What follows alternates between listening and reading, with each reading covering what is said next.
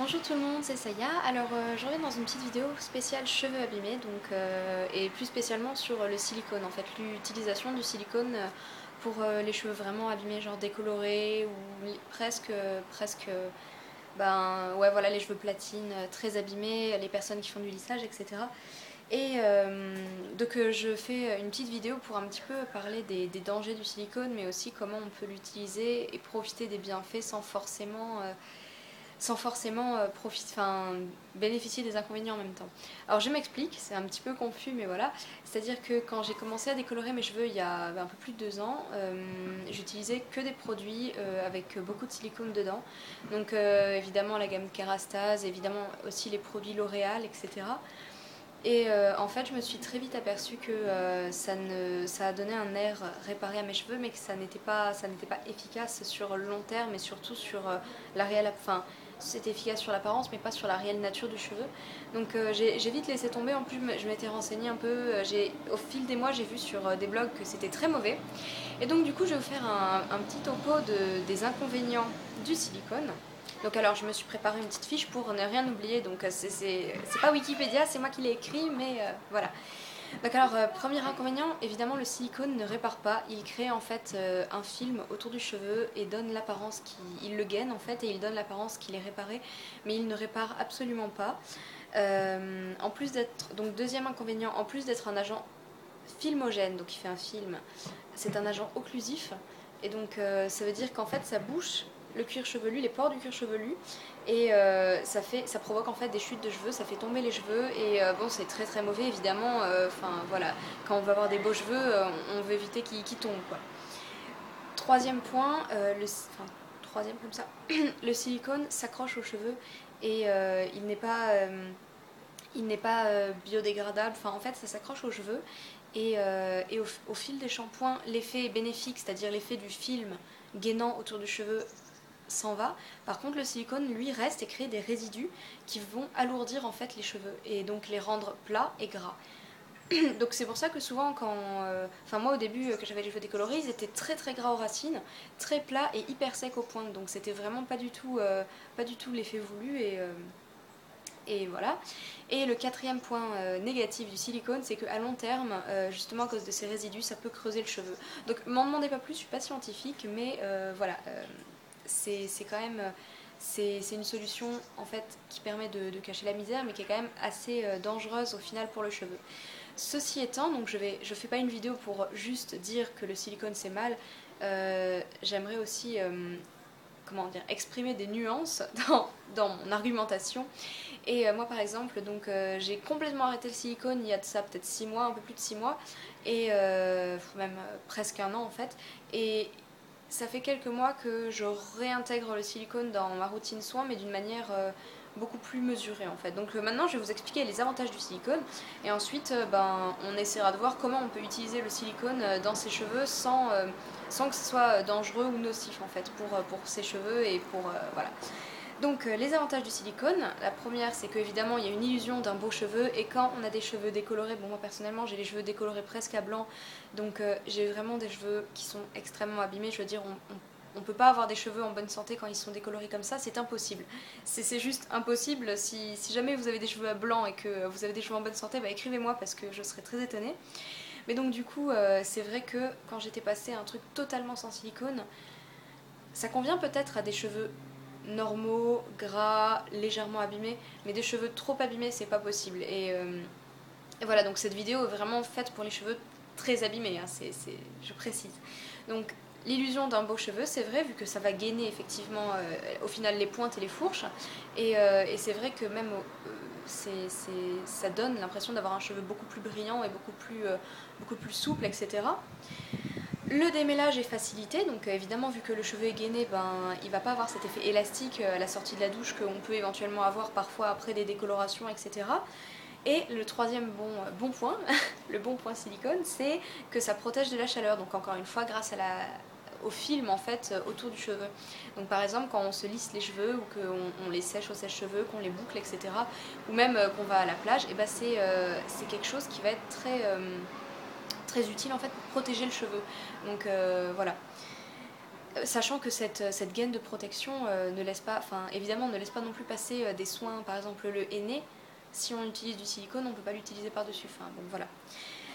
Donc maintenant je vais vous énoncer mes 4 règles d'or de l'utilisation du silicone, c'est-à-dire vraiment je m'autorise à utiliser le silicone uniquement sous ces 4 règles. Donc la première, jamais, jamais, jamais de shampoing avec du silicone. Mais jamais. Tout simplement parce que le shampoing, ça s'applique sur le cuir chevelu et l'après-shampoing ou les masques, c'est sur les longueurs et les pointes. Ce qui veut dire que si on utilise du shampoing en silicone, tout simplement, l'effet sera complètement inutile parce qu'en fait, on va uniquement boucher les pores de son cuir chevelu en fait. Et après, ben, les longueurs seront même pas forcément réparées, enfin réparées parce que ça ne les répare pas, hein, on l'a vu tout à l'heure.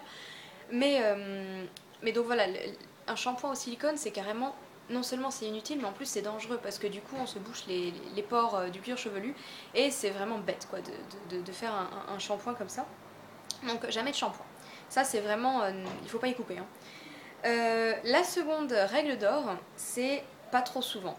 Pas trop souvent parce que comme je vous l'ai expliqué, le silicone, j'espère que mon truc bouge pas trop, le silicone laisse des résidus sur donc, le cheveu, il s'accroche, et du coup si on utilise tous les jours avec des petits soins, des machins, enfin si on en utilise tout le temps, à la fin le cheveu, il va être entouré totalement de fibres de silicone qui vont jamais se détacher et c'est pas forcément bon. Voilà. Cette astuce, enfin cette règle d'or va un petit peu donc avec la troisième qui est localiser l'utilisation, c'est-à-dire que plutôt que de mettre du silicone de là à là, donc qui avec les résidus dont je parlais juste avant va alourdir le cheveu, c'est des enfants dans la rue, je suis désolée, donc plutôt que d'en utiliser sur une très grande partie en fait de la chevelure et de vraiment alourdir les cheveux, on en utilise sur les pointes ou les deux, enfin ce que j'appelle les demi-longueurs, c'est-à-dire vraiment, bon moi j'ai les cheveux à peu près jusqu'ici, donc pour moi ça va jusque là et ça permet en fait de donner un bel aspect aux pointes et garder un effet un petit peu voilà soyeux sans alourdir parce que si on en met trop souvent et trop, même si on n'en met pas sur les pores, et ça va alourdir, rendre les cheveux tout ternes et tout plats et surtout les graisser. Et bon voilà, c'est pas non plus le but. Et bon, la quatrième règle, c'est pour éliminer donc éventuellement ces résidus. C'est bon, une quatrième règle, on va dire enfin, c'est pas facultatif pour moi, mais bon, c'est plutôt une petite astuce. C'est faire très régulièrement des cures de coco, de lait de coco en fait. Donc on prend du lait de coco, on se l'applique en masque, et c'est vraiment un produit. Voilà, le lait de coco, c'est vraiment un produit naturel qui purge le cheveu des choses, enfin des matières qu'il y a dessus. Donc voilà, par exemple, quand on veut passer d'une routine chimique à une routine naturelle bio, on fait des cures de coco, comme ça élimine vraiment le truc. Alors c'est vraiment à faire, par exemple, moi je sais que je fais des cures de lait de coco avant de me recolorer, pas me recoller, me recolorer les cheveux, parce que ça fait évidemment glisser aussi la couleur, et que c'est pas non plus le but recherché. Donc voilà, mais c'est une très bonne alternative, en tout cas par exemple si on a juste les cheveux décolorés ou si on n'a pas forcément de couleur dessus, mais qu'on a les cheveux très abîmés parce qu'on les lisse, etc. Les cures de coco pour éliminer le silicone, c'est vraiment très bien. Évidemment, il y a aussi le gommage de cuir chevelu si jamais vous êtes obligé de faire des shampoings avec du silicone, bon pour X ou Y raison. Je le recommande vraiment vraiment pas, mais si jamais vous en faites, par pitié faites des gommages de cuir chevelu, donc avec des gommages spéciaux, ou alors en fabriquant vous-même, vous pouvez trouver des recettes sur des blogs ou sur YouTube, et donc ça s'applique sur le cuir chevelu, on masse et en fait ça permet pareil de purger quoi. Donc lait de coco et gommage de cuir chevelu. Et enfin, donc, moi je vous explique un peu ce que je me permets comme utilisation. Donc je me permets 3 utilisations. La première c'est en après-shampoing et en masque sur les pointes. Donc j'ai pas marqué la fréquence, mais c'est pas souvent. Globalement j'utilise des produits sans silicone. Après vraiment quand je fais mes colorations, que je sens que mes cheveux ils sont vraiment en mauvais état, quand je suis allée à la plage, enfin en cas d'urgence on va dire peut-être 2-3 fois, 3 de 2 à 4 fois par mois, on va dire, j'utilise donc du silicone sur les pointes comme ça, en après-shampoing et en masque. Ensuite, je me permets aussi du spray démêlant. Donc en plus, c'est un spray vraiment, c'est un truc, c'est Carrefour Kids, spray démêlant sans rinçage anti-nœud, enfin un truc Ça sent super bon. Le chimique, hein, mais ça sent bon pour moi. Donc bourré de silicone, hein, mais ça pareil, je l'utilise en cas d'urgence, pareil, 2 à 4 fois par mois, sur les pointes, les demi-longueurs, comme ça, pour un petit peu, en fait, pour bien démêler.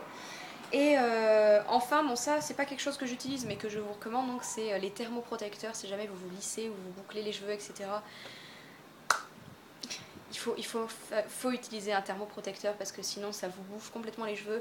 Et franchement, vaut mieux utiliser un thermoprotecteur avec un peu de silicone dedans de temps en temps que de vous lisser les cheveux sans aucun protecteur. Et les dégâts sont pas comparables quoi.